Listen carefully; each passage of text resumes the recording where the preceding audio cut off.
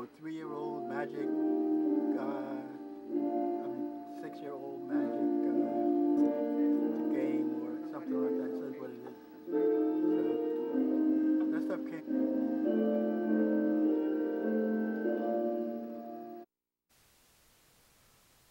During the worship service this past week, we looked at the Gospel of Mark, the first chapter, the 29th through 39th verse, and I would like to share that with you again. As soon as they left the synagogue, they went with James and John to the home of Simon and Andrew. Simon's mother-in-law was in bed with a fever, and they immediately told Jesus about her. So he went to her, took her hand, and helped her up. The fever left her, and she began to wait on them. That evening after sunset, the people brought to Jesus all the sick and demon-possessed.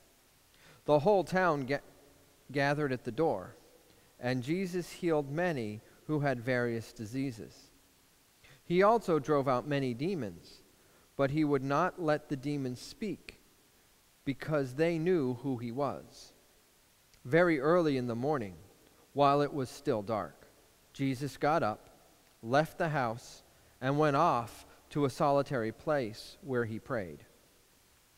Simon and his companions went looking for him. And when they found him, they exclaimed, "Everyone is looking for you!" Jesus replied, "Let us go somewhere else, to the nearby villages, so I can preach there also. That is why I have come." So he traveled through Galilee, preaching in their synagogues, driving out demons. In this passage, we see that Jesus did a healing, and afterwards everyone was looking for him to do another healing. And where did they find Jesus?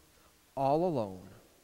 And when they asked him to come and follow him and meet their expectations, his response was, "No, God has something else for me to do, so let's leave here and go somewhere else." So I have a few questions I'd like you to consider. First, when do you find it necessary to go off to a solitary place? When is it in your life that being alone is important to you? What is the purpose of you going to a solitary place? For Jesus, it was to spend time alone with God and to find the direction for his life. When you go to a solitary place, what's your purpose? Also, if you look at a time when what you thought God was calling you to do was different from the expectations of others, when were you like Jesus, called to do something different from what everyone else was crying out for you to do? And lastly, how did you find the courage to do what had to be done, to do what God was calling you to do, rather than giving in to the expectation of others? So take some time, discuss these among yourselves, and I hope to see you in worship this week.